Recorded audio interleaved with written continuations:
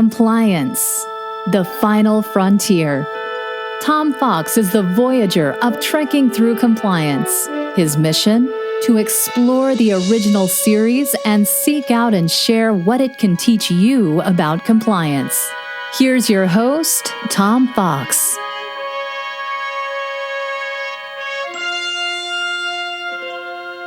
Trekking Through Compliance, Episode 71, The Mark of Gideon. In this episode of Trekking Through Compliance, we consider the episode The Mark of Gideon, which aired on January 11th, 1969, and occurred on Stardate 5423.4. Story synopsis. In an attempt to establish diplomatic relations with the planet Gideon, Kirk beams down to the sensor-shielded planet using coordinates supplied by the Gideon ambassador Hoden. Gideon has refused to let any ambassadors beam down or to permit any sensor scans, but has indicated to the Federation that their planet is a virtual paradise. However, they agree to let Kirk beam down alone. As Kirk materializes, he finds himself on the transporter pad aboard the Enterprise. To his great surprise, he appears alone, and there is no sign of the crew. After noticing a bruise on his arm, Kirk encounters a girl named Adona. Adona denies any knowledge of how she got there or what is going on. She tells Kirk her last memory is of being in an overcrowded auditorium struggling for air, and how wonderful it is to have such freedom of movement. Back aboard the real Enterprise, Spock is attempting to determine why Ambassador Hoden denies the fact that Kirk has ever been beamed down. His attempts to obtain authorization to search for Kirk are foiled when Starfleet bureaucrats insist that he contact Federation diplomats in the Department of Planetary Treasuries and vice versa. After beaming up and down Hoden's assistant Krodak from the council chamber to test the transporter, Hoden refuses to allow Spock to beam down, despite the fact that they have previously agreed to do so.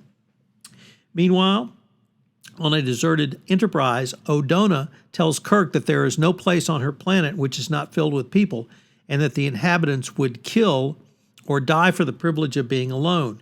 When Kirk is busy kissing Adona, he does not notice that the ship's viewing screen has become filled with the faces of people.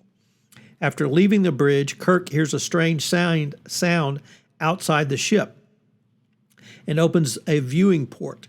To his great surprise, he briefly sees the faces of a crowd, which quickly fade into the stars. Kirk begins to suspect something is very wrong, but when he confronts Adona, she complains that she feels very strange, then collapses. Kirk carries her towards sick bay, but is met by Hoden and is taken into custody. Hoden tells Kirk that Adona is his daughter, and she has become infected with the vegan meningitis from Kirk's blood. Hoden explains that the germ-free atmosphere and increasing long lifespan on Gideon have created vast overpopulation problem, and that he hopes to bring it under control by introducing disease and, of course, killing his own daughter. When Kirk asks why the population was not sterilized, Hoden says that the organs of the people of the planet regenerate themselves. When Kirk then asks Hoden why the people of Gideon have not practiced birth control, Hoden replies that the people of Gideon believe life is sacred and that the love of life is the greatest gift, and therefore they cannot interfere with the creation of life. Hoden tells Kirk that he must stay to provide the virus to infect the people of Gideon and bring the population under control. Kirk points out that Adona need not die and that there is no further need for him to stay, since if Adona survives, her blood can provide the virus. However, Hoden tells Kirk that Odona's voluntary death at such a young age will bring forward dedicated young volunteers to also be infected. By the time Spock has discovered the two sets of coordinates which he has been provided do not match, Admiral Fitzgerald continues to refuse to let Spock beam down. Spock disobeys orders and beams down to the first set of coordinates. He discovers the exact replica to which Kirk was beamed and locates Kirk. Spock overpowers the guards, and he and Kirk beam up with Adona to the real Enterprise. As he is leaving, Spock quips to the ambassador, "Your Excellency, please do not interfere. I already have one serious problem to resolve with upper echelons." McCoy heals O'Donnell, and she is beamed back to Gideon, where her blood can now serve as the source of the vegan core meningitis for her people. What's the fun fact from this episode? Well, according to the Memory Alpha listing on this episode, the story for this episode was co-written by Stanley Adams, who previously played Cyrano Jones in the classic The Trouble with Tribbles. Reportedly, Adams was deeply concerned about the issue of overpopulation and had some casual discussions with Gene Roddenberry during the production of The Trouble with Tribbles, in which he suggested that Star Trek do an episode reflecting the subject matter. This episode is evident from the result of those conversations. Adams' writing of this episode was influenced by the advice from his son. Explained Adams, "My son says, 'Dad, you're in a real position to really say something about the overpopulation problem.'" So what are the compliance takeaways from this? Well, Houghton and the board, or the ruling council of Gideon, clearly are very much out of step. So it also brings up the need for compliance expertise on the board. You really have to have an expert, and they needed an expert in population control.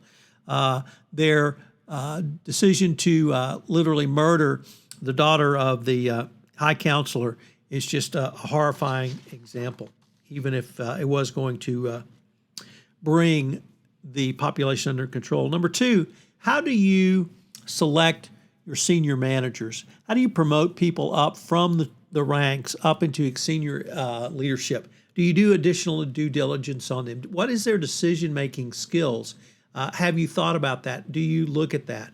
And it's something that is unfortunately needed in today's corporate world. And then finally, what's the composition of your compliance team? How broadly are you set? Is it simply lawyers doing lawyer work? Do you have forensic accountants? Do you have psychologists? Do you have people outside the legal realm to help you going forward? I hope you'll join us tomorrow on Trekking Through Compliance when we take up the episode, That Which Survives. If you enjoyed this episode of Trekking Through Compliance, you can help it grow by sharing it with the biggest Trek fan you know.